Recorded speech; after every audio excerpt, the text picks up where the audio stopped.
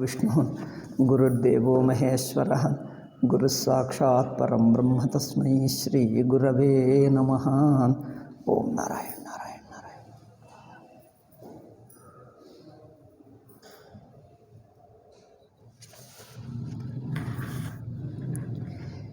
ದೇಹಾದಿ ನನಗೆ ಅಧ್ಯಾಸ ಶಿಷ್ಯ ಹೇಳ್ತಾ ಇದ್ದಾನೆ. ಇದು ದೇಹ ಇಂದ್ರಿಯ ಮನಸ್ಸುಗಳ ಸಂಘಾತದಿಂದ ಆಗಿದೆಯೋ ಆತ್ಮದಿಂದ ಆಯಿತು. ಅಂದರೆ ಆತ್ಮಕ್ಕಿದೋ ದೇಹಾದಿ ಸಂಘಾತಕ್ಕಿದೋ ಅಧ್ಯಾಸ. ಗುರುಗಳು ಹೇಳ್ತಾರೆ ಆತ್ಮಕ್ಕಿದ್ದರೆ ಏನು, ದೇಹಾದಿ ಸಂಘಾತಕ್ಕಿದ್ದರೆ ಏನು. ಕಿಂ ತತ್ರ ಸ್ಯಾತ್ ಇತ್ಯುಕ್ತಃ ಶಿಷ್ಯ ಆಹ ಯದ್ಯಹಂ ದೇಹಾದಿ ಸಂಘಾತ ಮಾತ್ರ. ನಾನು ದೇಹಾದಿ ಸಂಘಾತಗಳೇ, ಸಂಘಾತ ಅಂದರೆ ಸಮುದಾಯ. ಸ್ವಲ್ಪ ಟೆಕ್ನಿಕಲ್ ಕೆಲವು ಪದಗಳು ಕಲಿಯಬೇಕು, ಯಾಕಂದರೆ ನಾವು ರಿಪೀಟ್ ಮಾಡ್ತೀವಿ. ಸಂಘಾತ ಅಂದರೆ ಸಮುದಾಯ. ದೇಹ ಆದಿ ಅಂದರೆ ದೇಹ ಇಂದ್ರಿಯ ಮನಸ್ಸು. ದೇಹೇಂದ್ರಿಯ ಮನಸ್ಸುಗಳ ಸಮುದಾಯಕ್ಕೆ ಸಂಘಾತ ಹೇಳಿ. ಈ ಸಂಘಾತ ಮಾತ್ರವೇ ನಾನಂದರೆ ನನ್ನ ನಿಜಸ್ವರೂಪ ಆಗಿದ್ದರೆ ತಥೋ ಮಮ ಅಚೇತನತ್ವ. ಆವಾಗ ನಾನು ಯಾರಾಗ್ತೀನಿ? ಅಚೇತನ ಆಗಿಬಿಡ್ತೀನಿ. ಅಚೇತನ ಅಂದರೆ ಚೈತನ್ಯಕ್ಕೆ ಗೊತ್ತಾಗುವುದೇ ಹೊರತು ತಾನು ಚೇತನವಲ್ಲ. ಈಗ ಈ ಚೇತನವಲ್ಲ, ಈ ಒಂದು ಪಾಯಿಂಟ್ ಇಟ್ಕೊಂಡೇ 1 ಗಂಟೆ ಆಗಿಬಿಟ್ಟಿತ್ತು ಆವಾಗ ಅಲ್ಲ. ಈಗ ಅದರಿಂದ ಈಗ ಹೆಚ್ಚು ಹೋಗಲ್ಲ, ವಿಷಯ ಪುಸ್ತಕ ವಾಕ್ಯಕ್ಕೆ ಅನುಗುಣವಾಗಿ ಹೋಗೋಣ. ಮಮ ಅಚೇತನತ್ವಾತ್, ದೇಹೇಂದ್ರಿಯ ಮನಸ್ಸುಗಳು ಅರಿವಿನಲ್ಲಿ ಗೊತ್ತಾಗ್ತಾ ಇವೆ. ಅರಿವಿನಲ್ಲಿ ಗೊತ್ತಾಗ್ತವೆ, ಅರಿವಿಗೆ ಉಪಯೋಗವಾಗ್ತವೆ. ಪರಾಧೀನ ಅಂದರೆ ಅರ್ಥವೇನು? ಅಚೇತನ ಅಂದರೆ ಅಚೇತನ ಚೇತನಕ್ಕೆ ಗೊತ್ತಾಗ್ತದೆ. ಚೇತನದಿಂದಲೇ ಅದರ ಇರವು, ಅದರ ಗುಣಗಳು ಎಲ್ಲ ಗೊತ್ತಾಗ್ತವೆ. ಅದಕ್ಕೆ ಸ್ವಯಂ ಸ್ವತಂತ್ರವಿಲ್ಲ, ಅದು ಚೇತನಕ್ಕೆ ಉಪಯೋಗವಾಗ್ತವೆ. ಬಿಕಾಸ್ ತಮಗೆ ತಾವು ಉಪಯೋಗವಿಲ್ಲವಲ್ಲ. ಒಂದು ಅಚೇತನ ಇನ್ನೊಂದು ಅಚೇತನವನ್ನು ಉಪಯೋಗಿಸ್ಕೊಳ್ತದೆ. ಈ ಕಂಬ ಮೇಲೆ ಸೀಲಿಂಗ್ ಬಿಟ್ಟರೆ, ಈ ಸೀಲಿಂಗಿನಿಂದ ಕಂಬದಿಂದ ಸೀಲಿಂಗ್ ಏನಾದರೂ ಪರಸ್ಪರ ಉಪಯೋಗವಾಗ್ತದೆ. 2 ಸೇರಿಕೊಂಡು ನಮಗೆ ಉಪಯೋಗವೇ ಹೊರತು ಕುರ್ಚಿ ಟೇಬಲ್ ಅಂದರೆ ಟೇಬಲ್ನಿಂದ ಕುರ್ಚಿಗೆ, ಕುರ್ಚಿನಿಂದ ಟೇಬಲ್ಗೆ ಏನಾದರೂ ಸಂಭ್ರಮ ಆಗುತ್ತದೆ. ಕುರ್ಚಿ ತಂದಿಟ್ಟರೆ ಟೇಬಲ್ ಬಾ ನನಗೊಂದು ಜೊತೆಗಾರ ಸಿಕ್ಕಿದ, ನಾನು ಒಬ್ಬನಿದ್ದೆ ಎಂದು ಈಗ ಸಂಭ್ರಮ ಪಟ್ಕೊಳ್ತಾನೆ. ಕುರ್ಚಿ ಟೇಬಲು 2 ಯಜಮಾನನಿಗೆ ಇಷ್ಟ. ಕುರ್ಚಿ ಟೇಬಲ್ ಬಂದರೆ ಯಜಮಾನ ಸಂತೋಷಪಟ್ಟ. ಅಂದರೆ ಚೇತನ ಪುರುಷ. ಚೇತನ ಪುರುಷಕ್ಕೆ ಅವುಗಳು ಇವೆ ಎಂಬುದು, ಅವುಗಳ ಉಪಯೋಗ ಎಂಬುದು, ಸುಖ ದುಃಖಾದಿಗಳೆಂಬುದು, ಅನುಕೂಲ ಪ್ರತಿಕೂಲ ಎಂಬುದು ಚೇತನ ಪುರುಷನಿಗೆ ಹೊರತು ಜಡಕ್ಕಿಲ್ಲ. ಆದ್ದರಿಂದ ದೇಹೇಂದ್ರಿಯ ಸಂಘಾತವೇ ನಾನು ಆಗಿದ್ದಿದ್ದರೆ ತಥೋ ಮಮ ಅಚೇತನತ್ವಾತ್, ನಾನು ಅಚೇತನನೇ ಆಗಿರ್ತೀನಿ. ಆವಾಗ ಅಲ್ಲಿ ಫುಲ್ ಸ್ಟಾಪ್ ಅನಾವಶ್ಯಕ. ಅದು ವಾಕ್ಯ ಕಂಟಿನ್ಯೂ ಆಗ್ತಾಯಿದೆ, ಅಲ್ಲಿ ಫುಲ್ ಸ್ಟಾಪ್ ಇರಬಾರದು. ಅಚೇತನತ್ವಾತ್ ಪರಾರ್ಥತ್ವಂ. ಅಚೇತನ ಏನಾಗುತ್ತದೆ? ಪರಾರ್ಥ. ಮೊದಲೇ ಹೇಳಿದ್ದೀವಲ್ಲ, ಸ್ವಾರ್ಥ ಪರಾರ್ಥ. ಪರಾರ್ಥ ಅಂದರೆ ಪರತಂತ್ರ, ಸ್ವಾರ್ಥ ಅಂದರೆ ಸ್ವತಂತ್ರ. ಚೇತನ ಆತ್ಮ ಸ್ವತಂತ್ರ, ಅಚೇತನ ಪದಾರ್ಥಗಳೆಲ್ಲ ಪರತಂತ್ರ. ನಾನು ದೇಹೇಂದ್ರಿಯಾದಿಗಳ ಸಂಘಾತನಾಗಿದ್ದರೆ ನಾನು ಅಚೇತನವಾಗ್ತಿದ್ದೆ. ಅಚೇತನವಾಗಿದ್ದರೆ ನಾನು ಪರತಂತ್ರವಾಗ್ತೀನಿ. ಆವಾಗ ಇತಿ ನ ಮತ್ಕೃತ ದೇಹಾತ್ಮನೋ ಇತರೇತರಧ್ಯಾರೋಪಣ. ನಾನು ಪರತಂತ್ರವಾಗುವುದರಿಂದ ನಾನು ಅಧ್ಯಾರೋಪಣೆಯನ್ನು ಮಾಡಿಕೊಳ್ಳಕ್ಕಾಗಲ್ಲ. ಅಂದರೆ ನನಗೆ ಅಧ್ಯಾರೋಪ ಇರುವುದಿಲ್ಲ. ಏಕೆಂದರೆ ನಾನು ಪರತಂತ್ರ ಅಲ್ಲವೇ, ನಮಗೇನು ಸ್ವಾತಂತ್ರ್ಯವೇ ಇಲ್ಲ. ನನ್ನನ್ನು ಹೇಗೆ ಬಳಸಿದ್ದರೆ ಹಾಗೆ, ಬಳಸ್ತಾರೆ, ಬಿಸಾಕಿದರೆ ಬಿಸಾಕ್ತಾರೆ, ಅಷ್ಟೇ ಹೊರತು ನಾನು ಏನು ಮಾಡಿಕೊಳ್ಳಕ್ಕಾಗಲ್ಲ ಅಲ್ಲವೇ. ಯಾವುದೇ ಒಂದು ಒಳ್ಳೆಯ ವಸ್ತುವನ್ನು ನೀವು ಬಿಸಾಕಿದರೆ ಅಯ್ಯೋ ನಾನು ಇಷ್ಟು ಒಳ್ಳೆಯನಾಗಿದ್ದೀನಿ, ನನ್ನನ್ನು ಬಿಸಾಕಬಾರದಿತ್ತು ಅನ್ನೋದು ಎದ್ದು ಇಲ್ಲಿಗೆ ಬರ್ತದೆ? ಯಾವುದು ಬರಲ್ಲ. ನೀವು ಬಿಸಾಕಿದರೆ ಅಲ್ಲೇ ಇರ್ತದೆ. ಹಾಗೆ ಮತ್ಕೃತ ದೇಹಾತ್ಮನೋ ಇತರೇತ ನ ಮತ್ಕೃತ. ಅದರಿಂದ ನಾನು ಮಾಡಿಕೊಂಡಿದ್ದಲ್ಲ ಅಧ್ಯಾಸ. ಅಚೇತನಕ್ಕೆ ಅಧ್ಯಾಸ ಎಂಬ ಯೋಚನೆ ಇಲ್ಲ. ಇತರೇತರಧ್ಯಾರೋಪಣ ಅಥ ಅಹಮಾತ್ಮ ಪರೋ ಅನ್ಯ ಸಂಘಾತಾತ್.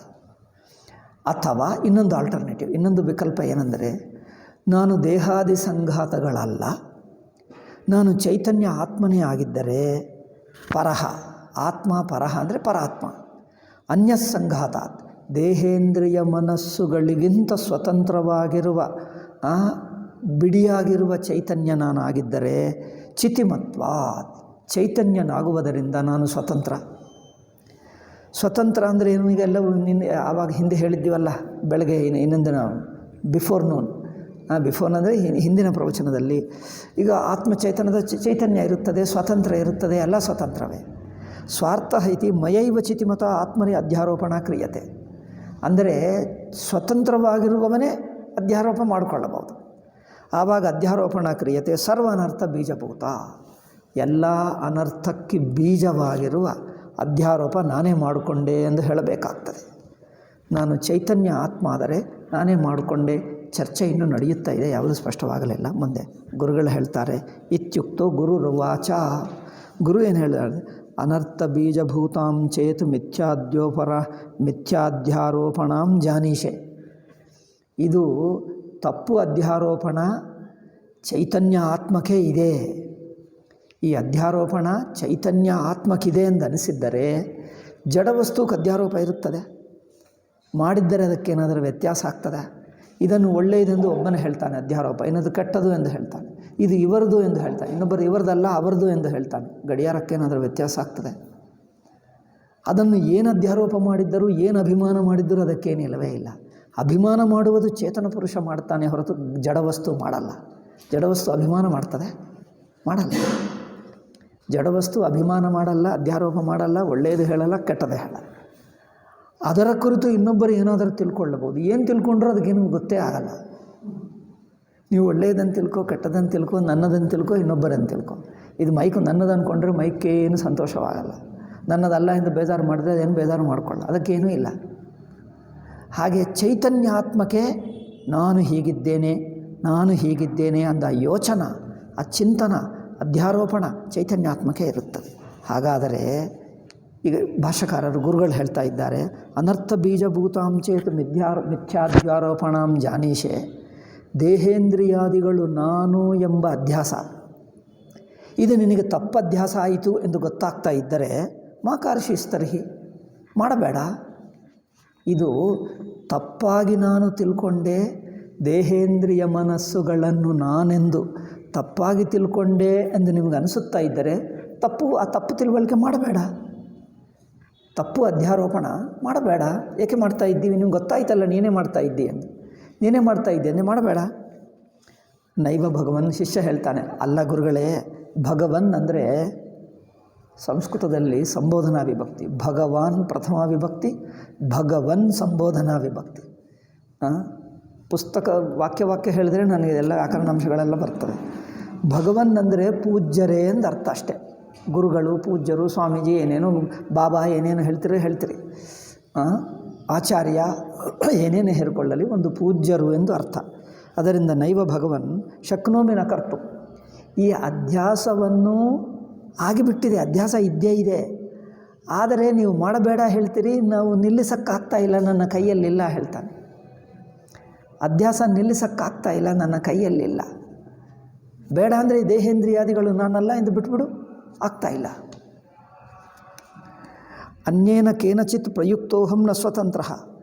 ಯಾರೋ ನನ್ನಿಂದ ಪ್ರೇರಣೆ ಮಾಡ್ತಾ ಇದ್ದಾರೆ ಅಂದರೆ ಯಾರೋ ನನ್ನನ್ನು ಬಲವಂತವಾಗಿ ಮಾಡಿಸಿದ್ದರೆ ಹೊರತು ನಾನು ಸ್ವತಂತ್ರನಲ್ಲ. ಗುರುಗಳು ಹೇಳ್ತಾರೆ, ನ ತರ್ಹಿ ಅಚಿತಿಮತ್ವಾತ್ ಸ್ವಾರ್ಥಸ್ತ್ವಂ. ಹಾಗಾದರೆ ನಿಮಗೆ ಸ್ವಾತಂತ್ರ್ಯವಿಲ್ಲ ಅಂದರೆ ನೀವು ಅಚೇತನ, ಜಡ ಆಗಿಬಿಟ್ಟಿದ್ದಿ, ಚೇತನ ಅಲ್ಲ ನೀನು. ಮೊದಲು ಹೇಳ್ತಾನೆ, ನಾನು ಚೇತನ, ದೇಹೇಂದ್ರಿಯಾದಿಗಳು ಅಚೇತನ. ನೀವು ಚೈತನ್ಯವಾದರೆ ನೀನೇ ಅಧ್ಯಾಸ ಮಾಡ್ಕೊಂಡಿದ್ದೀಯಲ್ಲ, ನೀವು ಮಾಡಬೇಡ ಎಂದು ಹೇಳ್ತಾನೆ ಗುರುಗಳು. ಇವರು ಹೇಳ್ತಾನೆ, ನನ್ನ ಆಗುತ್ತಾ ಇಲ್ಲ, ಅದು ಏನೋ ಆಯ್ತು ಬಿಟ್ಟಿತು, ನನ್ನ ಕೈಯಲ್ಲಿಲ್ಲ ಹೇಳ್ತಾನೆ. ನೀವು ಪರತಂತ್ರವಾಗಿದ್ದೀವಿ ಅಂದರೆ ಅಚೇತನವಾಗಿದ್ದೀನಿ. ನ ಸ್ವಾರ್ಥ ಅಚಿತಿಮತ್ವಾತ್ ನ ಸ್ವಾರ್ಥಸ್ತರ್ಹಿ.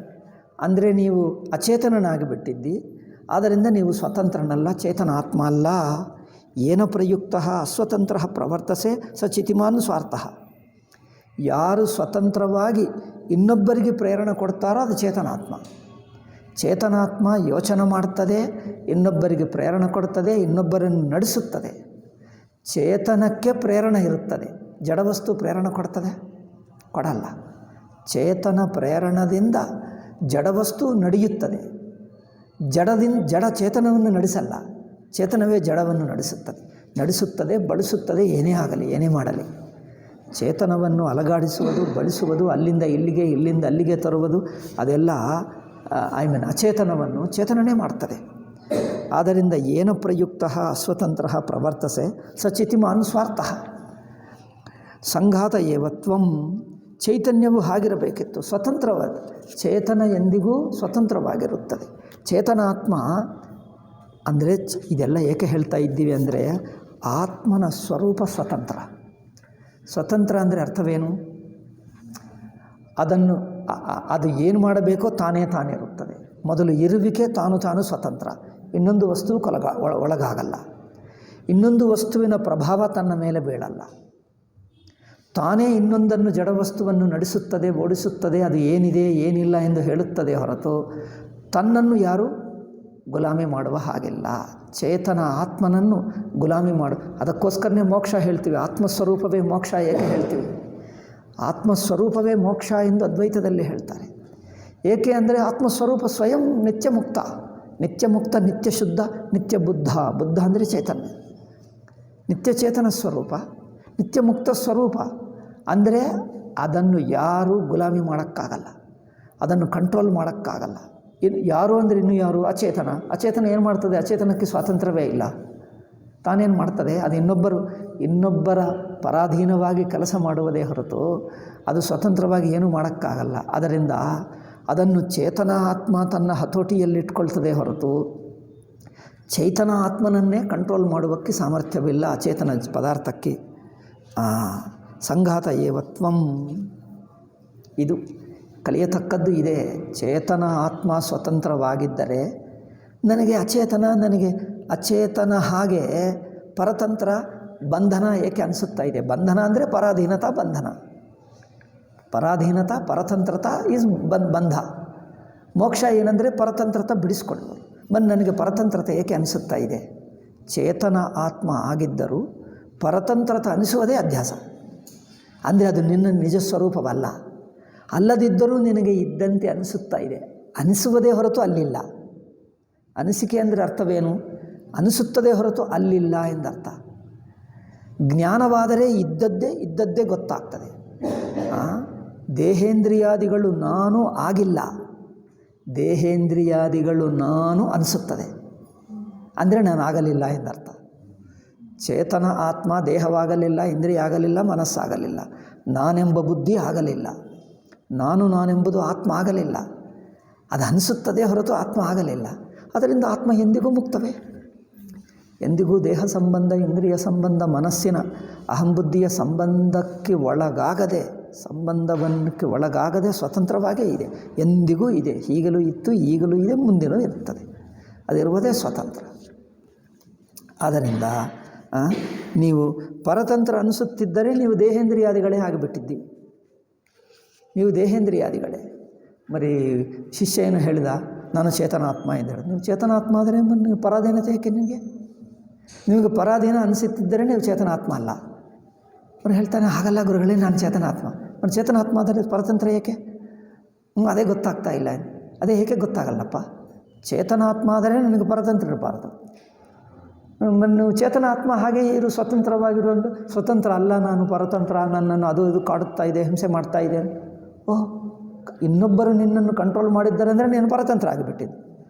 ಪರತಂತ್ರ ಆಗಿಬಿಟ್ಟರೆ ನೀವು ಅಚೇತನ, ನೀವು ಚೇತನ ಆತ್ಮ ಅಲ್ಲ ಅಂದರೆ ಅಲ್ಲ ಗುರುಗಳೇ, ನಾನು ಚೇತನಾತ್ಮನೇ. ಚೇತನ ಆತ್ಮ ತಾನು ಅನಿಸುತ್ತದೆ, ಆದರೆ ಸ್ವಲ್ಪ ಪರತಂತ್ರ ಇದೆ. ಈ ಮಿಕ್ಸಿಂಗೇ ಅಧ್ಯಾಸ. ಚೇತನ ಆತ್ಮ ಆಗಿದ್ದಾನೆ, ಬಟ್ ಚೇತನ ಲಕ್ಷಣ ಇಲ್ಲ, ಸ್ವಾತಂತ್ರ್ಯವಿಲ್ಲ, ಸ್ವಲ್ಪ ಪರತಂತ್ರ ಆಗ್ತಾ ಇದೆ. ಅಂದರೆ ಆ ಪರತಂತ್ರ ತನ್ನ ಸ್ವಭಾವವಲ್ಲ, ಇನ್ನೊಬ್ಬರ ಅನಾತ್ಮದ ಸ್ವಭಾವ ತನಗೆ ಅಂಟಿಸ್ಕೊಂಡ ಅಂದರೆ ಅನಿಸ್ಕೊಂಡ ಅಷ್ಟೇ. ಅಂಟಿಸುವುದೇನಿಲ್ಲ, ತನಗಾಯಿತು ಎಂದು ಅನಿಸುತ್ತಾ ಇದೆ. ಬಂಧವಿಲ್ಲದಿದ್ದರೂ ಬಂಧನವಾಯಿತು ಎಂದು ಅನಿಸ್ಕೊಂಡ್ರೆ ಅವರು ಹೇಳ್ತಾರೆ ಅದೇನಾಗಲಿಲ್ಲಪ್ಪ ಅಂದರೆ, ಅಲ್ಲ ನನಗೆ ಆಗ ಅನಿಸುತ್ತಾ ಇದೆ, ಅವರೇನು ಹೇಳಿದ್ದರು, ಅವರು ಹಾಗೆ ಮಾಡಬಹುದು ಹೀಗೆ ಮಾಡಬಹುದು ಅಂತ ಸುಮ್ಮನೆ ನಿನ್ನ ಕಲ್ಪನೆಯೇ ನಿನಗೆ ಅನಿಸುತ್ತಾ ಇದೆ. ಅಲ್ಲಿ ಏನಾಗಲಿಲ್ಲ, ಎಲ್ಲ ಸರಿಯಾಗಿದೆ. ನಿನ್ನ ಅನಿಸಿಕೆನೂ ದೊಡ್ಡದಾಗ್ತದೆ. ದುಃಖ ಗೊತ್ತಾ? ಜನರಿಗೆ ತನ್ನ ನೆಂಟರು, ಬಂಧುಗಳು, ಸ್ನೇಹಿತರೋ ಯಾರೋ ಅಲ್ಲೇನೋ ಆ್ಯಕ್ಸಿಡೆಂಟ್ನಲ್ಲಿ ಹೋದರೂ ಒಂದು ಸುದ್ದಿ ಬರ್ತದೆ. ಸುದ್ದಿ ಬಂದರೆ ಇವರಿಗೆ ಎಷ್ಟು ದುಃಖ ಆಗ್ತದೆ, ಅಯ್ಯಯ್ಯೋ ಅಯ್ಯಯ್ಯೋ ಎಂದು. ಕೆಲವರು ನಂತರ ಸ್ವಲ್ಪ ತುಂಬ ಅತ್ತ ನಂತರ ಮತ್ತೆ ಯಾರೋ ಹೇಳ್ತಾರೆ, ಏನಾಯಿತು ನೀವು ಏಕೆ ಇಷ್ಟ ಇದೆ, ಯಾರು ನಿಮಗೆ ಅವರು ಹೋಗಿದ್ದವರು ಯಾರು, ಏಕೆ ಇಷ್ಟು ಅಳುತ್ತಾ ಇದ್ದೆ ಇನ್ನು ಹೇಳಿದರೆ ಇವರು ನಮ್ಮ ಯಾರೋ ನೆಂಟರೋ ತಮ್ಮನೋ ಅಮ್ಮನೋ ಯಾರೋ ಬರಿದ್ದಾರೆ. ಅವರು ಅಲ್ಲೇ ಹಾಗೇನಿಲ್ಲ, ಇಲ್ಲೇ ಇದ್ದಾರಲ್ಲ, ನಾನು ಈಗಲೇ ನೋಡಿ ಬಂದವರು ಚೆನ್ನಾಗಿದ್ದಾರೆ. ಅಂದರೆ ಇವರಿಗೆ ಸುಮ್ಮನೆ ಅವರು ಹೋಗಿದ್ದಾರೆ ಎಂದ ಅನಿಸಿಕೆಯಿಂದಲೇ ಎಷ್ಟು ದುಃಖ ಆಯಿತು ನೋಡಿ, ಅನಿಸಿಕೆನೇ. ನಂತರ ಅವರು ಚೆನ್ನಾಗಿದ್ದಾರೆ ಅಂದರೆ ಈಗ ದುಃಖವೆಲ್ಲ ಹೋಯಿತು. ಈ ದುಃಖಕ್ಕೇನರ್ಥ? ಅನಿಸಿಕೆಯಿಂದಲೇ ದುಃಖವೇ ಹೊರತಲ್ಲ, ನಿಜವಾಗಿ ಏನಾದರೂ ಆಯಿತಾ? ಅವರು ಚೆನ್ನಾಗೇ ಇದ್ದಾರೆ. ಒಬ್ಬ ಡಾಕ್ಟರ್ ಇದ್ದಾನೆ, ಅವನು ಏರೋಪ್ಲೇನ್ನಲ್ಲಿ ಪ್ರಯಾಣ ಮಾಡ್ತಾಯಿದ್ದ. ದಾರಿಯಲ್ಲಿ ಯಾರಿಗೂ ಸ್ವಲ್ಪ ಅನಾರೋಗ್ಯವಾಯಿತು.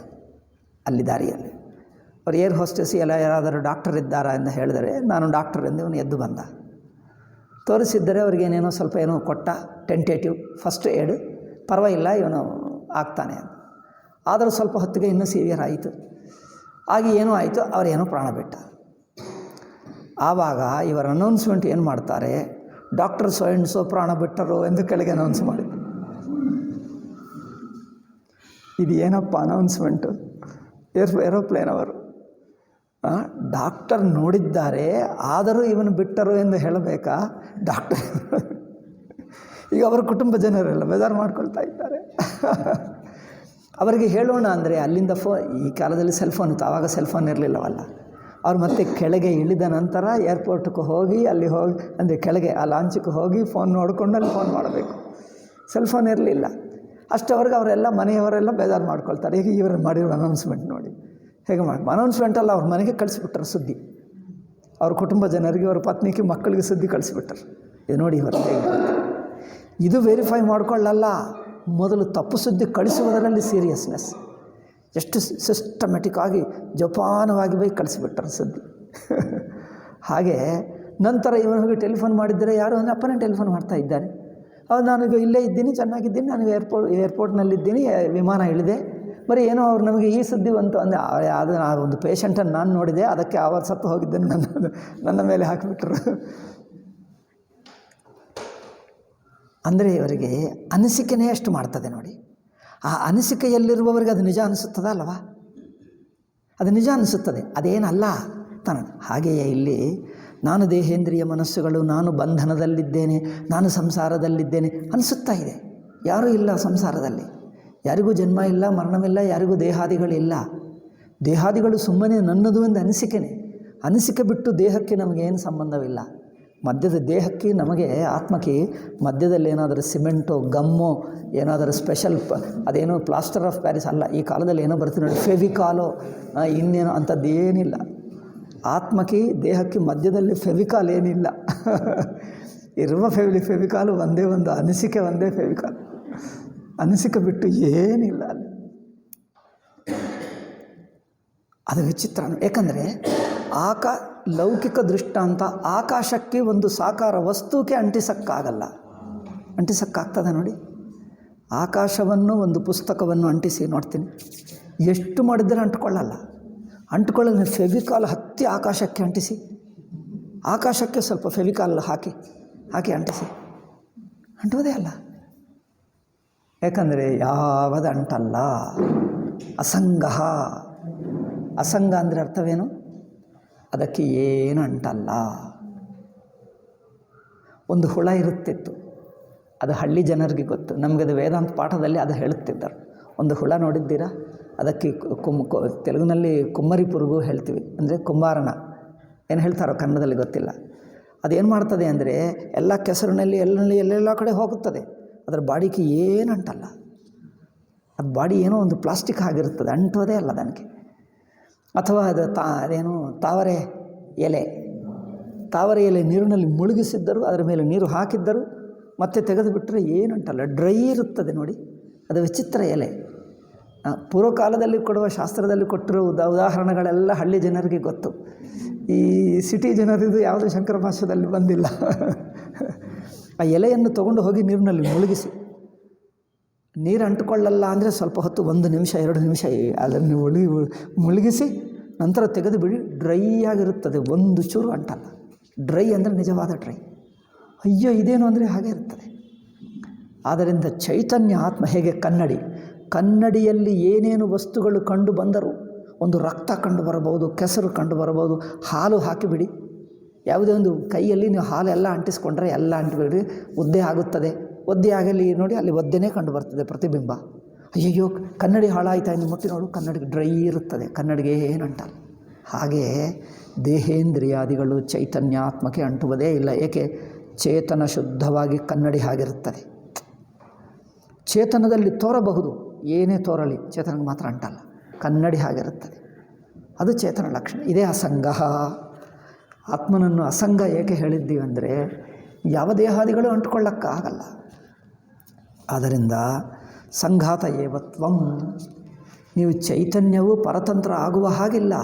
ನಿಮಗೆ ಪರತಂತ್ರ ಅನಿಸಿದ್ದರೆ ನೀವು ದೇಹಾದಿ ಸಂಘಾತವೇ. ಗುರುಗಳು ಹೇಳಿದರು. ಶಿಷ್ಯ ಹೇಳ್ತಾರೆ, ಯದಿ ಅಚೇತನೋಹಂ ಕಥಂ ಸುಖ ದುಃಖ ವೇದನಾಂ ಭವದುಕ್ತಂ ತ ಜಾನಾಮಿ. ನಾನು ಅಚೇತನ ಆಗಿಬಿಟ್ಟರೆ ಗುರುಗಳೇ ನನಗೆ ಸುಖ ದುಃಖ ಗೊತ್ತಾಗ್ತಾ ಇದೆ. ಚೇತನ ಲಕ್ಷಣ. ಸುಖ ದುಃಖಗಳು ತಿಳಿಯುತ್ತಾ ಇವೆ ಅಂದರೆ ಚೇತನಕ್ಕೆ ತಿಳಿಯುತ್ತದೆ, ಜಡಕ್ಕೆ ಗೊತ್ತಾಗ್ತದೆ. ಜಡ ದೇಹಕ್ಕೆ ನೋವು ಗೊತ್ತಾಗ್ತದೆ. ದೇಹಕ್ಕೆ ನೋವು ಗೊತ್ತಾಗುವುದಾದರೆ ನೀವು ನಿದ್ದೆಯಲ್ಲಿ ದೇಹಕ್ಕೆ ಗೊತ್ತಾಗಬೇಕು. ನೀವು ನಿದ್ದೆ ಹೋದರೆ ದೇಹಕ್ಕೆ ನೋವೇ ಗೊತ್ತಾಗಲ್ಲ. ನಾನು ಎಚ್ಚರಗೊಂಡರೆ ನನಗೆ ಗೊತ್ತಾಗ್ತದೆ, ದೇಹಕ್ಕೂ ಗೊತ್ತಾಗಲ್ಲ. ಓಕೆ, ಅದು ದೃಷ್ಟಾಂತ ಅಷ್ಟೇ, ಅಲ್ಲಿ ಬಿಡಿ. ಇವನು ಹೇಳ್ತಾರೆ, ಸುಖ ದುಃಖಗಳು ನನಗೆ ಗೊತ್ತಾಗ್ತಾ ಇವೆ, ನಾನು ಜಡ ಹೇಗೆ ಆಗ್ತೀನಿ, ನಾನು ಅಚೇತನನಲ್ಲ, ನಾನು ಚೇತನನೇ ಎಂದು ಹೇಳ್ತಾನೆ. ಅಷ್ಟೇ ಅಲ್ಲ ಗುರುಗಳೇ, ನೀವು ಹೇಳಿದ ಮಾತು ನಾನು ಕೇಳ್ತಾ ಇದ್ದೀನಿ. ನೀವು ಹೇಳಿದ ತದುಕ್ತಂ ಭವದುಕ್ತಂ ಚ ಜಾನಾಮಿ. ನೀವು ಹೇಳಿದ್ದ ಮಾತು ನನಗೆ ಕೇಳಿಸ್ತಾ ಇದೆ, ಅರ್ಥವಾಗ್ತಾ ಇದೆ. ನೀವು ಹೇಳಿದ್ದು ಪುಸ್ತಕಕ್ಕೆ ಗೋಡೆಗೆ ಅರ್ಥವಾಗ್ತದೆ, ಟೇಪ್ ರೆಕಾರ್ಡರ್ಗೆ ಅರ್ಥವಾಗ್ತದೆ. ಟೇಪ್ ರೆಕಾರ್ಡರ್ ಹೇಳಿದ್ದೆಲ್ಲ ರೆಕಾರ್ಡ್ ಮಾಡ್ತದೆ, ಅದು ಅರ್ಥ ಮಾಡ್ಕೊಳ್ಳಲ್ಲ. ನೋಡಿ ವಿಚಿತ್ರ. ಎಲ್ಲ ರೆಕಾರ್ಡ್ ಮಾಡ್ತದೆ ಹೊರತು ಅರ್ಥ ಮಾಡ್ಕೊಳ್ಳಲ್ಲ. ಅದೊಂದು ವಿಚಿತ್ರ ಬುದ್ಧಿ. ಯದಿ ಅಚೇತನೋಹಂ ಕಥಂ ಸುಖ ದುಃಖ ವೇದನಾಂ ಭವದುಕ್ತಂತ ಜಾನಾಮಿ ಗುರುರುವಾಚ. ಕಿಂ ಸುಖ ದುಃಖ ವೇದನಾಯಾಹ ಮದುಕ್ತಾಚ್ಚ ಅನ್ಯಸ್ತ್ವಂ ಕಿಂ ವಾ ಅನನ್ಯ ಏವ. ಸುಖ ದುಃಖ ವೇದನೆಗಳು, ವೇದನೆ ಅಂದರೆ ಒಂದು ಸೆನ್ಸೇಷನ್ಸ್. ಆ ಸೆನ್ಸೇಷನ್ಗಿಂತ ನೀನು ಬೇರೆಯಾಗಿದ್ದೀಯಾ? ನನ್ನ ಮಾತು ನಿನಗೆ ಕೇಳಿಸ್ತಾ ಇದೆಯಲ್ಲ, ಈ ಮಾತು ನಿಮಗೆ ಕೇಳಿಸ್ತಾ ಇದೆ, ಶಬ್ದ ಧ್ವನಿ.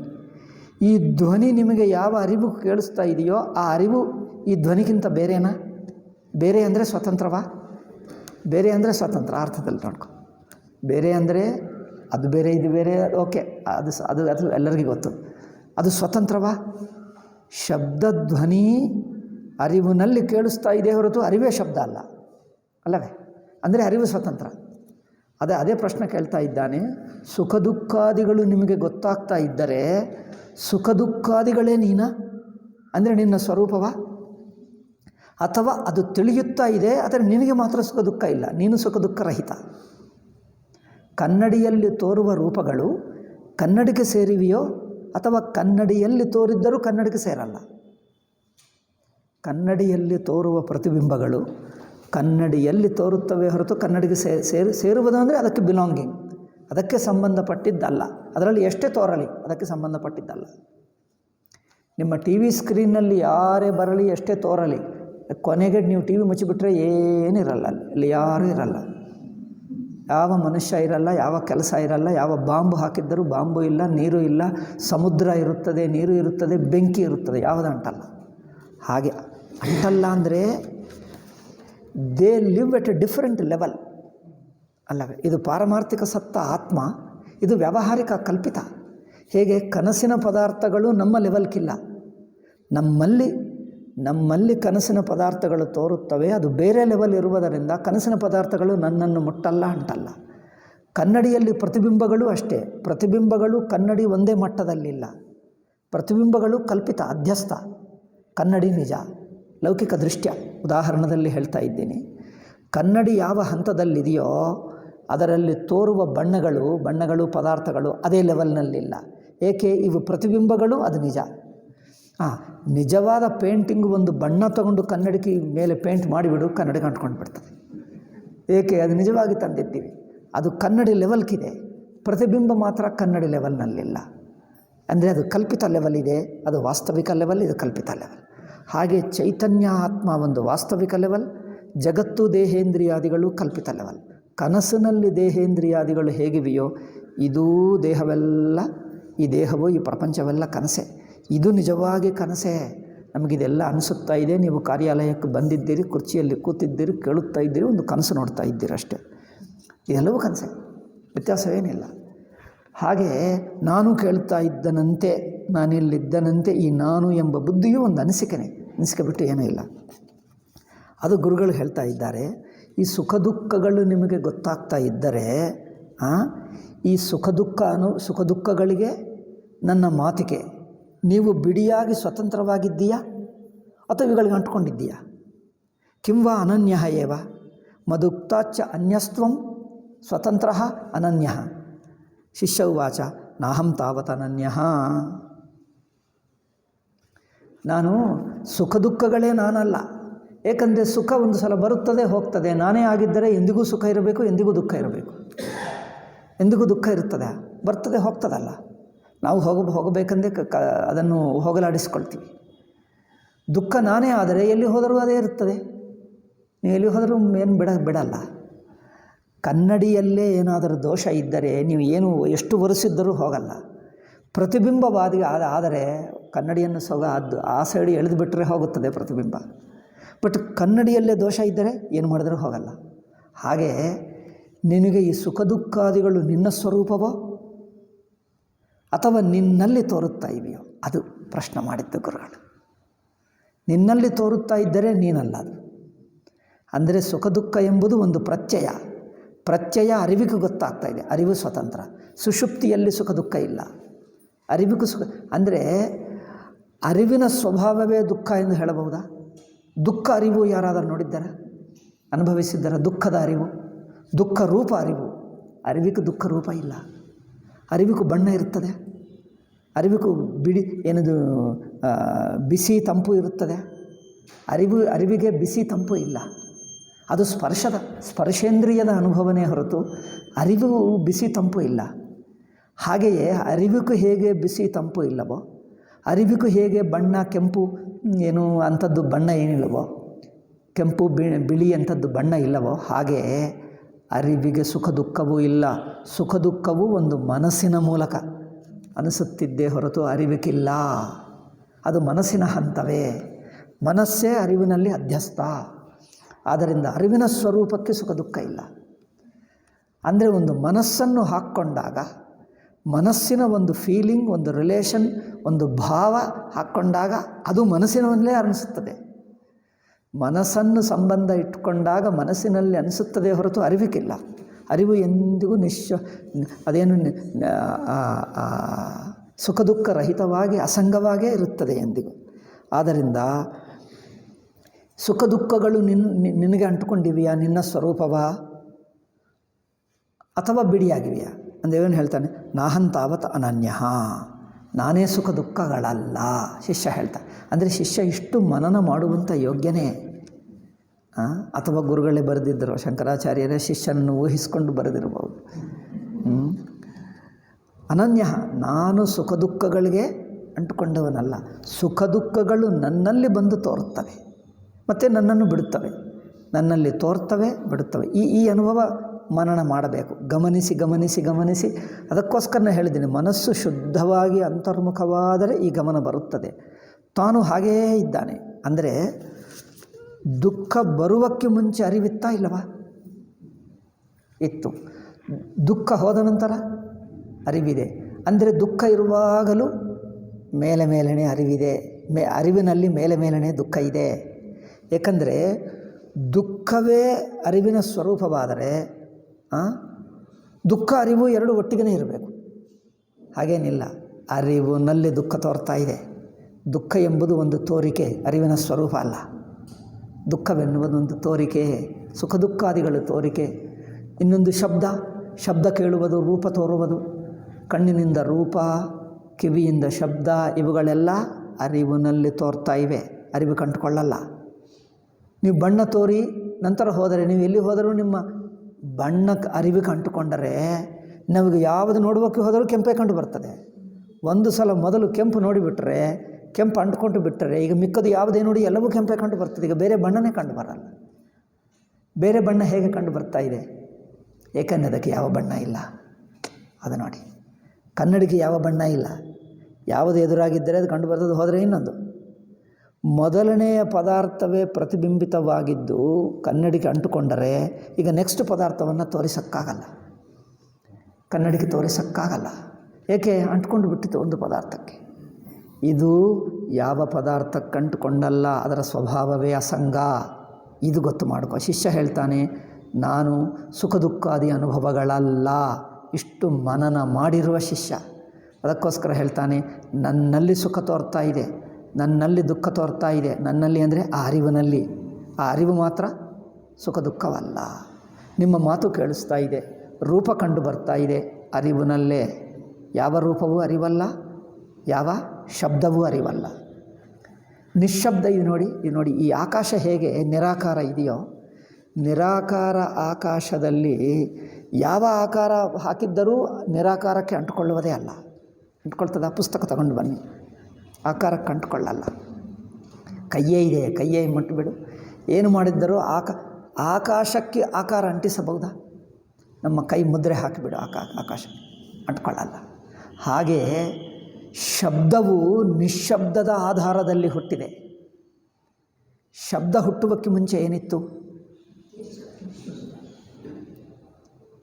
ನಾನು ಮಾತಾಡೋದಕ್ಕೆ ಮುಂಚೆ ಏನಿತ್ತು? ನಿಶ್ಶಬ್ದ.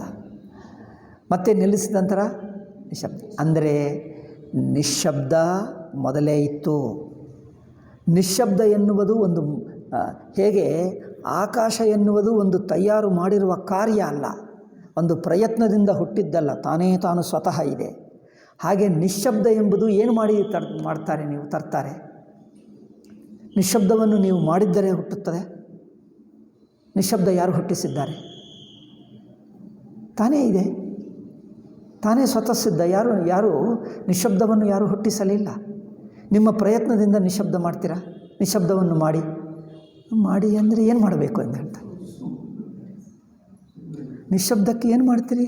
ನೀವು ಮಾಡುವಕ್ಕೆ ಮುಂಚೆ ಏನಿದೆಯೋ ಅದನ್ನು ನಿಶ್ಶಬ್ದ ಹೇಳ್ತೀವಿ.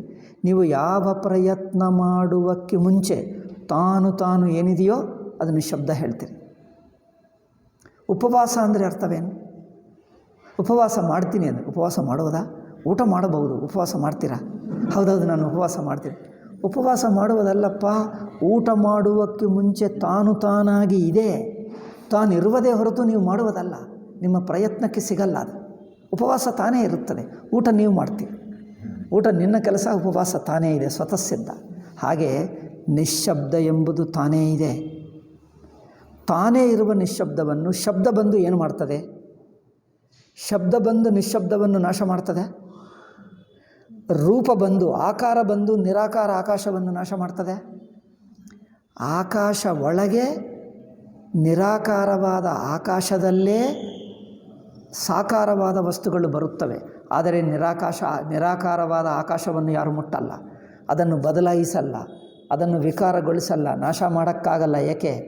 ಆಕಾರವು ನಿರಾಕಾರವನ್ನು ಮುಟ್ಟಕ್ಕಾಗಲ್ಲ, ಸುಮ್ಮನೆ ಅದರಲ್ಲಿ ತೋರ್ತದೆ. ಹಾಗೆ ಶಬ್ದ ಬಂದು ನಿಶ್ಶಬ್ದವನ್ನು ನಾಶ ಮಾಡಲ್ಲ. ಮತ್ತೇನು? ನಿಶ್ಶಬ್ದದಲ್ಲೇ ಶಬ್ದ ತೋರ್ತಾ ಇದೆ. ಗಮನಿಸಿ, ನಿಶ್ಶಬ್ದ ಮೊದಲೇ ಇದೆ. ನಿಶ್ಶಬ್ದ ಅಂದರೆ ಯಾರು? ನೀನೇ. ನಿಮ್ಮ ಅರಿವು ಮಾತ್ರ ನಿಶ್ಶಬ್ದ. ಅರಿವೇ ನಿಶ್ಶಬ್ದ, ಇನ್ನೇನು? ಅರಿವಿಗೆ ನಿಶ್ಶಬ್ದ ಎಂದು ಇನ್ನೊಂದು ಹೆಸರಷ್ಟೇ. ಆ ಅರಿವಿನಲ್ಲಿ ಒಂದು ಶಬ್ದ ಅಂದರೆ ವೃತ್ತಿ. ಶಬ್ದ ಅಂದರೆ ಒಂದು ವೃತ್ತಿ ಕೇಳಿಸ್ತಾ ಇದೆ, ಸೌಂಡ್ ಕೇಳಿಸ್ತಾ ಇದೆ, ಧ್ವನಿ ಕೇಳಿಸಿ ನಿಂತು ಹೋಗ್ತದೆ. ಆವಾಗೇನಾಯಿತು?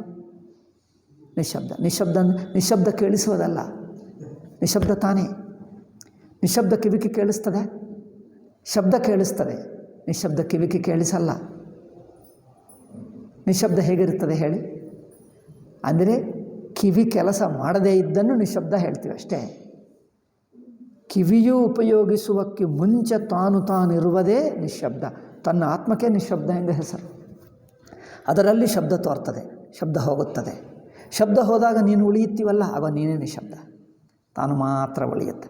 ಅದರಿಂದ ನಿಶ್ಶಬ್ದದಲ್ಲೇ ಶಬ್ದ ಹುಟ್ಟುತ್ತದೆ, ನಿಶ್ಶಬ್ದದಲ್ಲೇ ಇರುತ್ತದೆ, ನಿಶ್ಶಬ್ದದಲ್ಲೇ ಮುಳುಗಿ ಹೋಗ್ತದೆ. ಆಕಾರವು ನಿರಾಕಾರ ಆಕಾಶದಲ್ಲೇ ಹುಟ್ಟುತ್ತದೆ, ಆಕಾಶದಲ್ಲೇ ಇರುತ್ತದೆ, ಆಕಾಶದಲ್ಲಿ ಮುಳುಗಿ ಹೋಗ್ತದೆ. ಆಕಾಶಕ್ಕಿಂತ ನಿರಾಕಾರ ಬಿಡಿಯಾಗಿಲ್ಲ. ಆಕಾರ ಎನ್ನುವುದು ಆಕಾಶದಲ್ಲಿ ಕಲ್ಪಿತ ಅಷ್ಟೇ ಅಲ್ಲವೇ? ಆಕಾಶದಲ್ಲಿ ಆಕಾರವು ಕಲ್ಪಿತ. ಅದಕ್ಕೆ ಒಂದು ಮಣ್ಣಿಗೆ ಆಕಾರ ಮಾಡಬಹುದು ಅಲ್ಲವೇ? ಮಣ್ಣಿದ್ದರೆ ಆಕಾರ ಮಾಡ್ತೀವಿ. ಯಾವುದೇ ಒಂದು ಪದಾರ್ಥ ಇದ್ದರೆ ಪದಾರ್ಥವನ್ನು ಹೀಗೆ ಮಾಡಿ ಅದಕ್ಕೇನು ಕೆಲವು ಕೆಲವು ಎತ್ತರ ಗುಂಡಿ ಮಾಡಿ ಒಂದು ಶೇಪ್ ತರ್ತೀವಿ. ಮತ್ತೆ ಬೇಡ ಅಂದರೆ ಇನ್ನೊಂದು ತರ್ತೀವಿ. ಒಂದು ಹಸಿ ಮಣ್ಣು ತಗೊಂಡರೆ ಅದಕ್ಕೆ ಆಕಾರ ಮಾಡಬಹುದು. ಆಕಾಶ ಕೊಟ್ಟಿದ್ದೀವಿ, ಇದಕ್ಕೆ ಸ್ವಲ್ಪ ಆಕಾರಗಳು ಮಾಡೋಕ್ಕಾಗಲ್ಲ. ಎಲ್ಲಿ ಮಾಡಬೇಕು, ಹೇಗೆ ಮಾಡಬೇಕು? ಆಕಾರ ತೋರಿದ್ದರೆ ಅಧ್ಯಾರೋಪವೇ. ಅದು ಹೇಗೆ? ಒಂದು ಪೇಪರ್ ಇಟ್ಟಿದ್ದೀವಿ ನೋಡಿ, ಸ್ವಲ್ಪ ದಪ್ಪದ ಪೇಪರ್, ಕಾರ್ಡ್ ಬೋರ್ಡ್ ಹಾಗೆ ಸ್ವಲ್ಪ ದಪ್ಪ ಪೇಪರ್ ಇಟ್ಟು ಮಧ್ಯದಲ್ಲಿ ಅದರಲ್ಲಿ ಮನುಷ್ಯ ನಿಂತಿರುವ ಹಾಗೆ ಆಕಾರ ಕತ್ತರಿಸಿಬಿಡಿ. ದೂರದಿಂದ ಏನು ಕಡಿಮೆ ಒಂದು ಮನುಷ್ಯ ನಿಂತಿದ್ದಾನೆ ಅನಿಸುತ್ತದೆ ಅಲ್ಲವೇ? ಅಥವಾ ಯಾವುದೇ ಒಂದು ಪಕ್ಷಿಯ ಆಕಾರ, ಯಾವುದೋ ಚಂದ್ರನ ಆಕಾರ, ಸೂರ್ಯನ ಆಕಾರ ಕತ್ತರಿಸಿಬಿಡಿ ಪೇಪರನ್ನು. ಆಹಾ, ಚಂದ್ರನ ಆಕಾರ ಕಂಡು ಬರ್ತಾ ಇದೆ, ಅರ್ಧ ಚಂದ್ರ ಆಕಾರ, ಅಥವಾ ಸೂರ್ಯನ ಆಕಾರ ರೌಂಡ್ ಎಂದು ಹೇಳ್ತೀವಿ. ರೌಂಡ್ ಏನಿದೆಪ್ಪ? ರೌಂಡ್ ಏನಿದೆ? ಯಾವ ವಸ್ತುವಿನಿಂದ ಆಯಿತಾ ರೌಂಡು? ಯಾವ ವಸ್ತುವಿನಿಂದ? ಪೇಪರ್ನಿಂದ ಮಾಡಿದಾರ? ಅಲ್ಲಿ ಆ ರೌಂಡ್ ಇರುವುದು ಏನಿಲ್ಲ, ಅದು ಆಕಾಶ. ಆಕಾಶವೇ ರೌಂಡ್ ಆಗಿದೆ. ಆಕಾಶಕ್ಕೆ ರೌಂಡ್ ಇರುತ್ತದೆ? ಮತ್ತು ತೋರ್ತಾ ಇದೆ. ಆಕಾಶವು ಗೋಲಾಕಾರವಾಗಿ ತೋರ್ತಾ ಇದೆ. ಆಕಾಶವು ಪಕ್ಷಿ ಆಕಾರ ತೋರ್ತದೆ. ಆಕಾಶವು ಮನುಷ್ಯ ಅಂದರೆ ಏನು? ಪಕ್ಕಕ್ಕೂ ಬೇರೆ ಬಟ್ಟನೋ ಪೇಪರೋ ಇಡುವುದರಿಂದ ಆ ಮಧ್ಯದಲ್ಲಿರುವ ಕಾಳಿಗೆ ಒಂದು ಆಕಾರ ಅಂತೆ ಕಂಡು ಬರ್ತಾ ಇದೆ. ಇದು ಅಧ್ಯಾರೋಪ. ಇದನ್ನು ಪಕ್ಕಕ್ಕಿಟ್ಟರೆ ಅಲ್ಲೇನೋ ಕಂಡು ಬರ್ತದೆ, ಅಲ್ಲಿ ಏನಿಲ್ಲ. ಹಾಗೆ ಈ ಆಕಾರಗಳೆಲ್ಲ ಆಕಾಶದಲ್ಲಿ ಅಧ್ಯಾರೋಪಿತವೇ. ಹಾಗೆ ಧ್ವನಿಗಳೆಲ್ಲ ನಿಶ್ಶಬ್ದದಲ್ಲಿ, ಶಬ್ದಗಳೆಲ್ಲ ನಿಶ್ಶಬ್ದದಲ್ಲಿ ಅಧ್ಯಾರೋಪವೇ. ಅದೇ ಇಲ್ಲಿ ಹೇಳ್ತಾ ಇದ್ದಾರೆ ಪ್ರಶ್ನ. ನಾಹಂ ತಾವತ್ ಅನನ್ಯ ಅಕಸ್ಮಾತ್ ಯಸ್ಮಾತ್ ತದುಭಯಂ ಕರ್ಮಭೂತಂ ಘಟಾಧಿಕಮಿವ ಜಾನಾಮಿ. ಸುಖ ದುಃಖಗಳಾಗಲಿ, ನಿಮ್ಮ ಶಬ್ದ ಆಗಲಿ, ಗುರುಗಳೇ ನಿಮ್ಮ ಮಾತಾಗಲಿ, ಮಡಿಕೆಯನ್ನು ಹೇಗೆ ನೋಡ್ತೀನೋ ಇದೆಲ್ಲ ಅರಿವಿನಲ್ಲಿ ಗೊತ್ತಾಗ್ತಾ ಇವೆ ಹೊರತು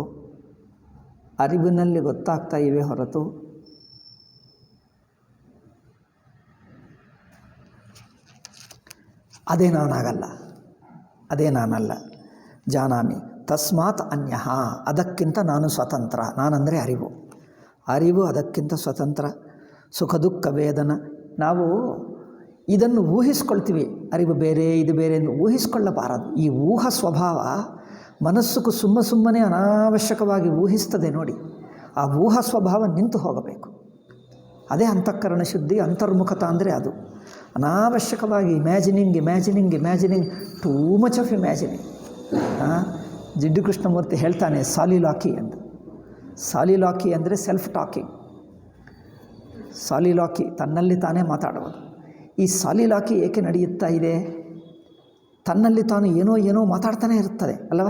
ಸುಮ್ಮನೆ ಕೂತಿರ್ತಾನೆ, ತನ್ನಲ್ಲಿ ತನಗೆ ಯೋಚನೆ, ಹೀಗೆ ಮಾಡಬಹುದಾ, ಹೀಗಿರಬಹುದಾ, ಹಾಗೆ ಆಯಿತು, ಹೀಗೆ ಆಯಿತು, ಏನೋ ಸುಮ್ಮನೆ ತನಗೆ ತಾನು ತುಂಬ ಹೇಳ್ಕೊಡ್ತಾನೆ ಅಲ್ಲವೇ? ಆ ಸಾಲಿಲಾಕಿ ನಿಂತು ಹೋಗಬೇಕು. ಅದು ಧ್ಯಾನದಲ್ಲಿ ನಿಶ್ಶಬ್ದವಾಗಿ ಸೈಲೆಂಟಾಗಿರಬೇಕು. That internal talking should stop. Internal talking, chirping, chatting, ಏನು ಹೇಳ್ತಾರೋ ಗೊತ್ತಿಲ್ಲ.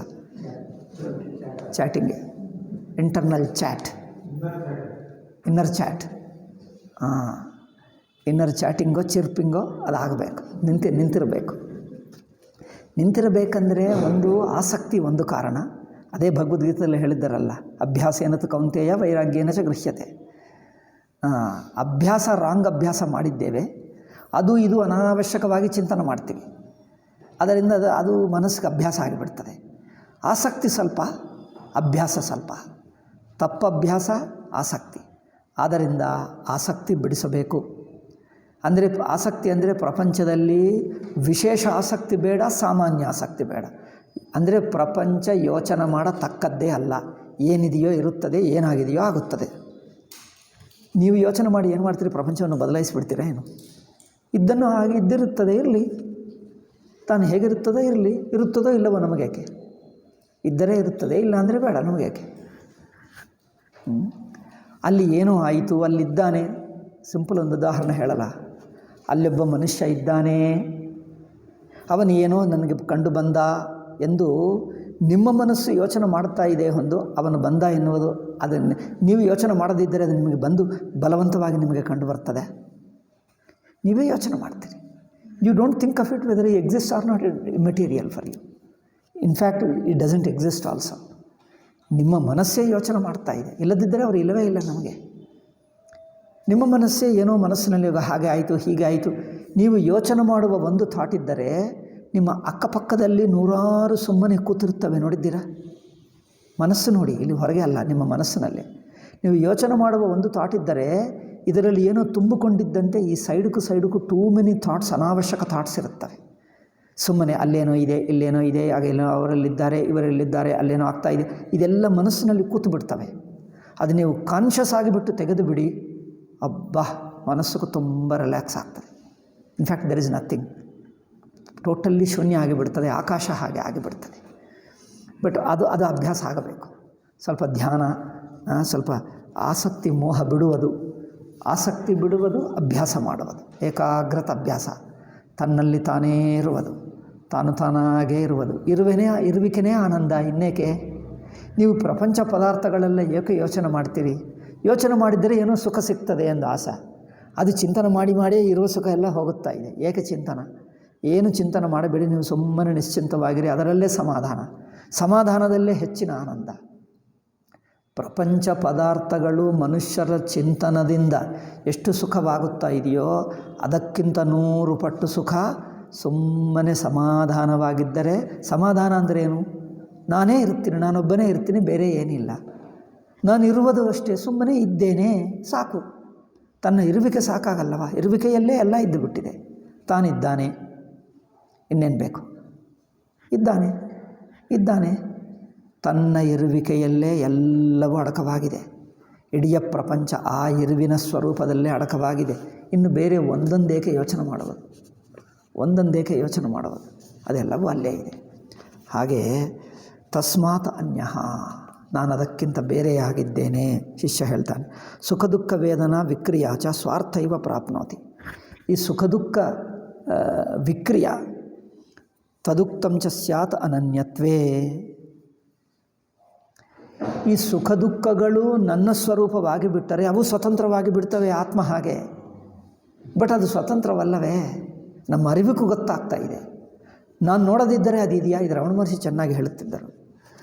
ಆತ್ಮನೇ ಒಂದೇ ಇದೆ ಅದೆಲ್ಲ ಹೇಳಿದರೆ ಪ್ರಪಂಚ ಏನು ಮಾಡಬೇಕು? ಪ್ರಪಂಚ ಇದೆ ಅಲ್ಲವೇ? ಈ ಮಾತುಕ್ಕೆ ಅವರು ಉತ್ತರ ಎಷ್ಟೋ ಸಲ ಹೇಳಿದ್ದಾರೆ.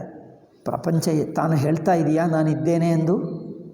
ಪ್ರಪಂಚ ಬಂದು ಈ ಗೋಡೆ ಬಂದು ಹೇಳ್ತಾ ಇದೆಯಾ ನಾನಿದ್ದಾನೆ ಎಂದು? ನೀನೇ ಅದು ಇದೆ ಎಂದು ಅದು ಒಂದು ಸಲ ನೋಡಿದ್ದರೆ 100 ಸಲ ನೆನಪಿಸ್ಕೊಳ್ತೀವಿ ಅಲ್ಲವೇ? ಒಂದು ಸಲ ನೀವೊಬ್ಬನು ಮನುಷ್ಯ ಅಲ್ಲಿ ನಿಂತಿದ್ದಂತೆ ರೋಡ್ನಲ್ಲಿ ಹೋಗುತ್ತಾ ಇರುವಾಗ ನಿಂತಿದ್ದ ಕಂಡು ಬಂತು. ನಂತರ ನೀವು ಹೋದಾಗ ಮನೆಗೂ ಆಗ ಅಲ್ಲಿ ನಿಂತಿದ್ದಾನೆ ಅದೇ ನೆನಪಿಸ್ಕೊಳ್ತೀರಿ. ಅಲ್ಲಿ ನಿಂತಿದ್ದಾನ ಹೇಳಿ, ನೀವು ಮನೆಗೆ ಹೋದಾಗ ಅಲ್ಲಿ ನಿಂತಿದ್ದಾನ? ನೀವು ನೋಡಿದ್ದಾಗಿದ್ದ. ನೀವು 1 ಸೆಕೆಂಡ್ ಮುಂದಕ್ಕೆ ಹೋದರೆ ಅಲ್ಲಿ ಬಿಟ್ಟು ಹೋದ ರೋಡ್ ಖಾಲಿ ಆಯಿತು. ಬಟ್ ನಿಮ್ಮ ಮನಸ್ಸಿನಲ್ಲಿ ಮಾತ್ರ ಆ ಮನಸ್ಸು ನಿಂತಿದ್ದೇ ಇದ್ದು ಬಿಟ್ಟಿದೆ. ಹೀಗೆ ಲಾಟ್ ಆಫ್ ಥಿಂಗ್ಸ್ ಆ ನೋಡಿದಾಗ ಏನು ಕಂಡು ಬಂತೋ ಅದನ್ನು ತುಂಬಿಕೊಂಡು ಬಿಟ್ಟಿದ್ವಿ. ಮರುಕ್ಷಣ ಅದು ಇಲ್ಲ, ಇಟ್ ಈಸ್ ಗಾನ್. ಯಾವ ವಸ್ತು ಇಲ್ಲ, ಯಾವ ವ್ಯಕ್ತಿ ಇಲ್ಲ.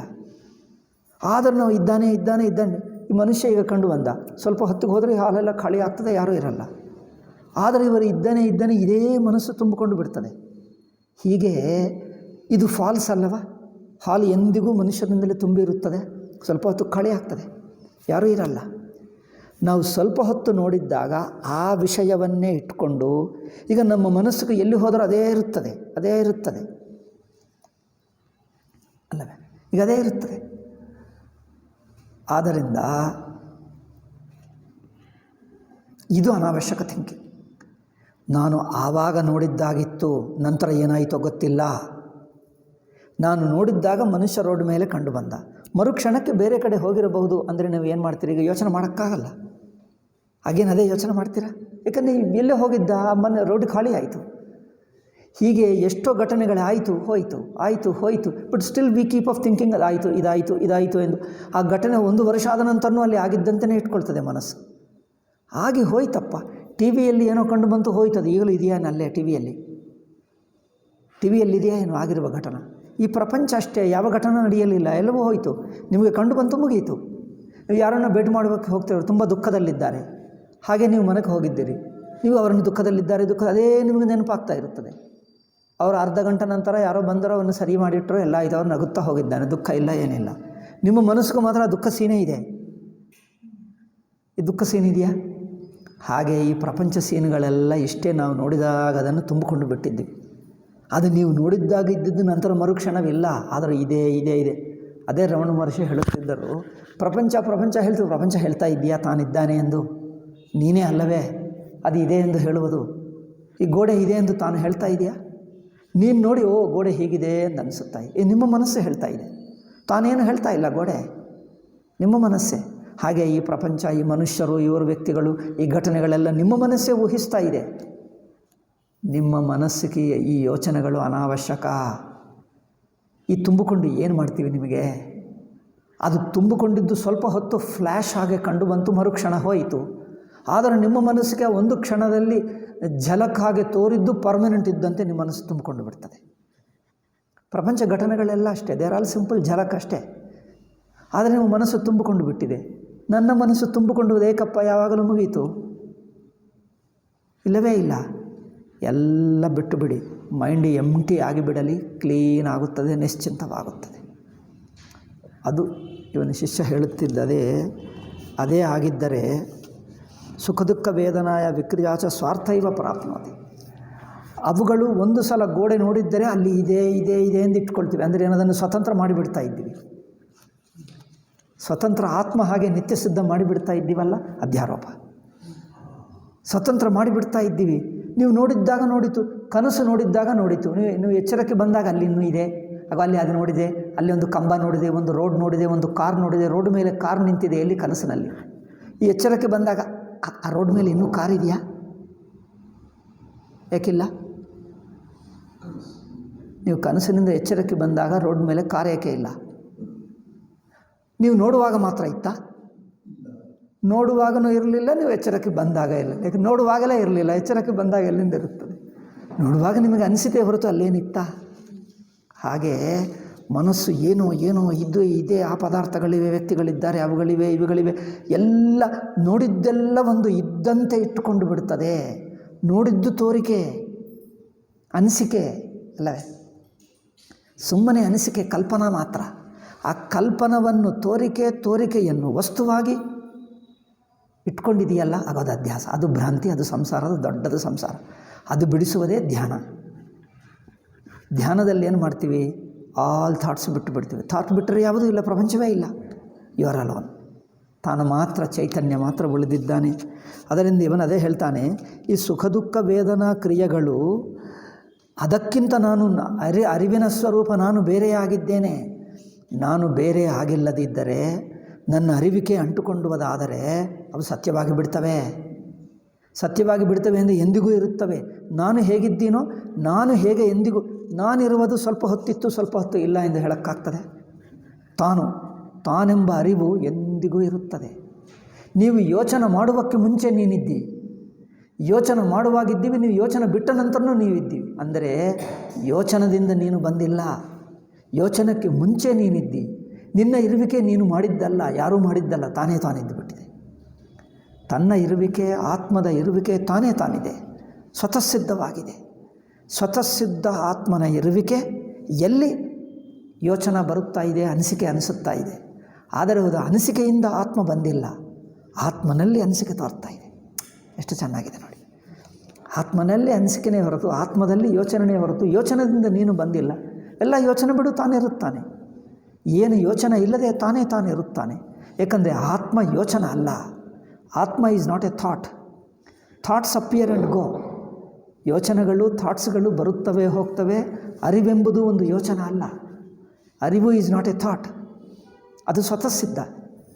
ಏಕೆಂದರೆ ನೀವು ಯೋಚನೆ ಮಾಡಿದ್ದರೆ ಅರಿವು ಬಂತು, ಯೋಚನೆ ಬಿಟ್ಟರೆ ಅರಿವು ಹೋಯಿತು ಎಂದು ಹೇಳೋಕ್ಕಾಗಲ್ಲ. ಮೊದಲೇ ಇರುವ ಅರಿವಿನಲ್ಲಿ ಯೋಚನೆ ಬಂತು, ಯೋಚನೆ ಹೋಯಿತು, ಬಂತು, ಹೋಯಿತು. ಹಾಗೆ ಅದರಿಂದ ಸುಖ ದುಃಖಾದಿ ಅನುಭವಗಳು ನಿಜವಾಗಿ ನನ್ನ ಅರಿವು ಜೊತೆಗೆ ಇದ್ದರೆ ಅವು ಸತ್ಯವಾಗುತ್ತಿತ್ತು. ತದುಕ್ತಂ ಚ ಸ್ಯಾತ್ ಅನನ್ಯತ್ವೆ. ನಚ ತಯೋ ಸ್ವಾರ್ಥತಾ ಯುಕ್ತ. ಆದರೆ ಈ ಸುಖ ದುಃಖಾದಿ ಅನುಭವಗಳು, ನಿಮ್ಮ ಮಾತು, ನಿಮ್ಮ ಅಂದರೆ ಗುರುಗಳ ಮಾತು, ಇವೆಲ್ಲ ನನಗೆ ಅನಿಸಿವೆ, ನನ್ನ ಅನಿಸಿಕೆಯಲ್ಲಿ, ನನ್ನ ಅರಿವಿನಲ್ಲಿ ತೋಚಿವೆ ಹೊರತು ಅವು ತಾವು ತಾವಾಗಿರುವಂಥದ್ದಲ್ಲ, ತಾವು ಇರುವಂಥ ಪದಾರ್ಥಗಳಲ್ಲ. ತಾವು ಏನು? ಅಥವಾ ನಾನು ನೋಡುವುದರಿಂದ ನನಗೆ ಅನಿಸುತ್ತಾ ಇದೆಯೋ? ನೋಡುವವನೇ ನಟನೇ ಪಾತ್ರ ಧರಿಸಿದ. ನಟ ಪಾತ್ರ ಧರಿಸಿದ. ನಾಟಕ ಮುಗಿಸಿದ ನಂತರ ಆ ಪಾತ್ರ ಇದೆ ಎಂದು ಹೇಳ್ತಾನೆ. ಆ ಪಾತ್ರ ನಾನೇ. ನಾನು ಪಾತ್ರ ಧರಿಸದಿದ್ದರೆ ಪಾತ್ರ ಇಲ್ಲ, ಪಾತ್ರ ಇರುತ್ತದೆ. ಅವನು ಯೋಚನೆ ಮಾಡ್ಕೊಳ್ತಾನೆ, ಆ ಪಾತ್ರ ಎಲ್ಲಿದೆ? ನಿನ್ನ ಕಲ್ಪನಾ ಎಲ್ಲಿ ಇಲ್ಲ. ನಟನೇ ಧರಿಸುತ್ತಾನೆ, ನಟ ಪಾತ್ರ ಬಿಟ್ಟರೆ ಎಲ್ಲಿ ಇಲ್ಲ. ಸುಮ್ಮನೆ ಈ ಪ್ರಪಂಚವೆಲ್ಲ ನಾವೇ ಯೋಚನೆ ಮಾಡಿ ಮಾಡಿ ಮಾಡಿ ಮಾಡಿ ಅದನ್ನು ಗಟ್ಟಿಗೊಳಿಸಿಬಿಟ್ಟಿದ್ದೆ. ಅದಕ್ಕೋಸ್ಕರ ರಮಣ ಮಹರ್ಷಿ ಹೇಳುತ್ತಿದ್ದರು, ನೀವು ನೀವು ಕಣ್ಣು ಮುಚ್ಚಿಕೊಂಡರೆ ನಾನೇ ಇದ್ದೀನಿ, ಏನಿಲ್ಲ ಹೇಳ್ತಾರೆ. ಪ್ರಪಂಚ ಏನಾಗಬೇಕು ಅಂದರೆ, ಪ್ರಪಂಚ ಇದೆಯಾ? ಅದು ಇದೆ ಎಂದು ತಾನು ಹೇಳ್ತಾ ಇದೆಯಾ? ನೀನೇ ಹೇಳ್ತಾ ಇದ್ದೀಯಲ್ಲ. ರಮಣ ಮಹರ್ಷಿ ಇದೇ ಹೇಳ್ತಾರೆ, it is you are telling that there is a world, but world itself doesn't tell that I am existing. ನಾನಿದ್ದೇನೆ ಎಂದು ಪ್ರಪಂಚ ತಾನು ಹೇಳಲ್ಲ. ಅದು ಇದೆ ಎನ್ನುವುದಕ್ಕೆ ಇರುವಿಕೆ ಯಾರು ಕೊಟ್ಟರು? ನಿನ್ನ ಬುದ್ಧಿ, ನಿನ್ನ ಯೋಚನೆ. ಅದಕ್ಕೋಸ್ಕರ ತದುಕ್ತ ಅನ್ಯತ್ವೆ ನಚ ತಯೋ ಸ್ವಾರ್ಥತಾ ಯುಕ್ತ. ಅವುಗಳಿಗೆ ಸ್ವತಂತ್ರತವಿಲ್ಲ. ನ ಹಿ ಚಂದನ ಕಂಟಕ ಕೃತೆ ಸುಖ ದುಃಖೆ ಚಂದನ ಕಂಟಕಾರ್ಥೆ ಘಟೋಪಯೋಗೋ ವಾ ಘಟಾರ್ಥ. ಘಟಕ್ಕೋಸ್ಕರ ಅಲ್ಲ. ಇಷ್ಟೊತ್ತು ನಾನು ಹೇಳಿದ್ದೀನಿ, ಈಗ ಮತ್ತೆ ಅದೇ ನನಗೆ ಮತ್ತೆ ರಿಪೀಟ್ ಮಾಡಬೇಕಾಗಿಲ್ಲ. ಇದೆಲ್ಲ ನಾನು ಹೇಳಿದ್ದೀನಿ. ಪುಸ್ತಕಕ್ಕೋಸ್ಕರ ಇಲ್ಲ, ಗೋಡಕ್ಕೋಸ್ಕರ ಇಲ್ಲ. ಗೋಡ ನಾನು ಇದ್ದೇನೆ ಎಂದು ತಿಳ್ಕೊಳ್ಳಲ್ಲ, ಗೋಡ ಇದೆ ಎಂದು ನಾನೇ ಹೇಳ್ತಾ ಇದ್ದೇನೆ.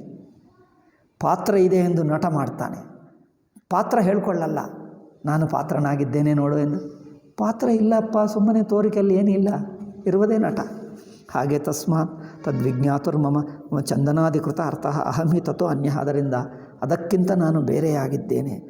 ಸಮಸ್ತಂ ಅರ್ಥಂ ಜಾನಾಮಿ ಬುದ್ಧಿಹಾರೂಢಂ ತಂ ಗುರುಡುವ ಏವಂತರ್ಹಿ ಸ್ವಾರ್ಥಸ್ತ್ವಂ ಚಿತಿಮತ್ವಾತ್ ನ ಪರೇಣ ಪ್ರಯ. ಹಾಗಾದರೆ ನೀವು ಚೈತನ್ಯ ಸ್ವರೂಪ ಆತ್ಮ. ನಹಿ ಚಿತಿಮಾನ್ ಪರತಂತ್ರ. ನೀವು ಸ್ವತಂತ್ರ. ನೀವು ಚೈತನ್ಯವಾದರೆ ಸ್ವತಂತ್ರ ಅಂದರೆ ಸ್ವತಃ ಸಿದ್ಧ ಅಂತ ಅರ್ಥ. ನೀನು ಸ್ವತಃ ಆಗಿದ್ದಿ, ಯಾವುದೇ ನಿನ್ನನ್ನು ಮಾಡಲಿಲ್ಲ. ನಿನ್ನನ್ನು ಇನ್ನೊಬ್ಬರು ಮಾಡಲಿಲ್ಲ, ಇನ್ನೊಬ್ಬರು ಪ್ರಭಾವಿತವೂ ಮಾಡಲ್ಲ. ಆತ್ಮನೇ ಸ್ವತಂತ್ರ, ಚೈತನ್ಯವು ಸ್ವತಂತ್ರ. ನಹಿ ಚಿತಿಮಾನ್ ಪರತಂತ್ರ ಪರೇಣ ಪ್ರಯುಜ್ಯತೆ ಚಿತಿಮತಃ ಚಿತಿಮದರ್ಥತ್ವಾನುಪಪತ್ತೇ. ಚೈತನ್ಯವು ಚಿತಿಮತಃ ಚಿತಿಮದ್ ಅರ್ಥತ್ವ ಅನುಪಪತ್ತೇ. ಚೈತನ್ಯವು ಇನ್ನೊಂದು ಚೈತನ್ಯಕ್ಕೆ ಉಪಯೋಗವಾಗುವುದಂಥದ್ದಿಲ್ಲ. ಯಾಕಂದರೆ ಚೈತನ್ಯವೇ ಸ್ವತಂತ್ರ. ಯಾಕಂದರೆ ಒಂದು ದೀಪ ಇನ್ನೊಂದು ದೀಪವನ್ನು ಬೆಳಗಿಸಲ್ಲ. ಏಕೆ ಅನ್ನೋದು ಬೇಕಾಗಿಲ್ಲ. ಈ ದೀಪ ಹೋಗಿ ಏನು ಮಾಡ್ತದೆ? ಅದಕ್ಕೆ ಒಂದು ದೀಪ ಜ್ವಾಲ ಇದೆ, ಇನ್ನೊಂದು ಜ್ವಾಲಕ್ಕೆ ಏನು ಮಾಡ್ತದೆ? ಅದೇ ಜ್ವಾಲ ಇದೆ, ಏನು ಮಾಡ್ತದೆ? ಏನು ಮಾಡೋಕ್ಕಾಗಲ್ಲ, ಮಾಡುವುದು ಅರ್ಥವಿಲ್ಲ. ಆದ್ದರಿಂದ ನಾಪಿ ಚಿತಿಮತಾರ್ಥತ್ವಂ ಚಿತಿಮತೋ ಭವತಿ ಅಚಿತಿಮತಃ ಅಚಿತಿಮತ್ವಾದೇವ ಸ್ವಾರ್ಥ ಸಂಬಂಧ. ಇದೆಲ್ಲ ನಾನು ಇಷ್ಟೊತ್ತು ಹೇಳಿದ್ದೇ ಇದೆ. ಸ್ವಾರ್ಥ ಸಂಬಂಧ ಅನುಪಪತ್ತೇ ನಾಪಿ ಅಚಿತಿಮತೋ ಅನ್ಯೋನ್ಯಾರ್ಥತ್ವಂ ದೃಷ್ಟಂ. ಜಡ ಪದಾರ್ಥಗಳು ಪರಸ್ಪರ ಉಪಯೋಗವಾಗಲ್ಲ. ಗೋಡೆಗೆ ಗೊತ್ತಾ ಇಲ್ಲಿ, ಭೂಮಿಗೆ ಗೊತ್ತಾ ಇಲ್ಲಿ ಕಾರ್ಪೆಟ್ ಇದೆ, ನನ್ನ ಮೇಲೆ ಕಾರ್ಪೆಟ್ ಹಾಕಿದ್ದಾರೆ ಎಂದು. ಕಾರ್ಪೆಟ್ಗೆ ಗೊತ್ತಾ ನಾನು ನಿನ್ನ ಜೊತೆಗೆ ಬಂದೆ ಎಂದು. ಏಕೆಂದರೆ ಅವುಗಳಿಗೆ ಯೋಚನೆ ಇಲ್ಲ. ಆ ಯೋಚನೆ ಎಲ್ಲ ನಾವೇ ಮಾಡ್ತೀವಿ. ಈ ಯೋಚನೆಯೆಲ್ಲ ನಾವೇ ಮಾಡ್ತೀವಿ. ಅಂದರೆ ನಾವೇ ಕಾರ್ಪೆಟು. ನಮ್ಮ ಯೋಚನೆ ಕಾರ್ಪೆಟ್, ನಮ್ಮ ಯೋಚನೆ ಭೂಮಿ ಇಲ್ಲ, ಕಾರ್ಪೆಟ್ ಇಲ್ಲ, ನಿಮ್ಮ ಯೋಚನೆ ಬಿಟ್ಟು ಯಾವುದೂ ಇಲ್ಲ. ಎರಡೂ ನಿನ್ನ ಬುದ್ಧಿ, ನಿನ್ನ ಮನಸ್ಸೇ, ನೀನು ಯೋಚನೆ. ಅದು ಇಲ್ಲದಿದ್ದರೆ ಏನಿಲ್ಲ. ನಹಿ ಕಾಷ್ಟಕುಡ್ಯ ಅನ್ಯೋನ್ಯಾರ್ಥಂ ಕುರುವಾತೆ.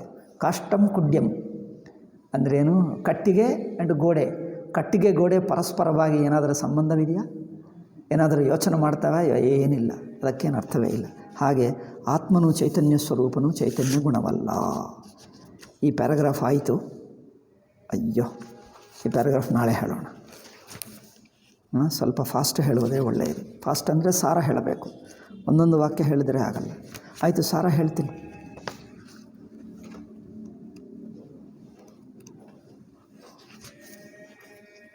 ಪ್ರಮಾತೃತ್ವ ಇಲ್ಲ ಎಂದು, ಅದೊಂದು ಇಂಪಾರ್ಟೆಂಟ್ ಪಾಯಿಂಟ್. ಪ್ರಮಾತೃತ್ವವಿಲ್ಲ ಎಂದು ಹೇಳಬೇಕು. ಆತ್ಮ ಚೈತನ್ಯ ಸ್ವರೂಪ, ಪ್ರಮಾತೃತ್ವವಿಲ್ಲ. ಈ ಎರಡು ಅಂಶಗಳು ಹೇಳಬೇಕು. ಆತ್ಮನ ಅರಿವು ಸ್ವತಃ ಸಿದ್ಧ, ನಿತ್ಯ, ಆಗಂತುಕವಲ್ಲ. ಈ 2-3 ಪಾಯಿಂಟ್ಸ್ ಇವೆ. ಇವೇನು 2-3 ದಿವಸ ಟೈಮ್ ಇದೆ, ಹೇಳ್ಬಿಡ್ತೀನಿ. At least by Saturday will finish. ಓಂ ಶಾಂತಿ ಶಾಂತಿ ಶಾಂತಿ. ಹರಿ ಓಂ ಶ್ರೀ ಗುರುಭ್ಯೋ ನಮಃ. ಹರಿ ಓಂ ತತ್ಸತ್.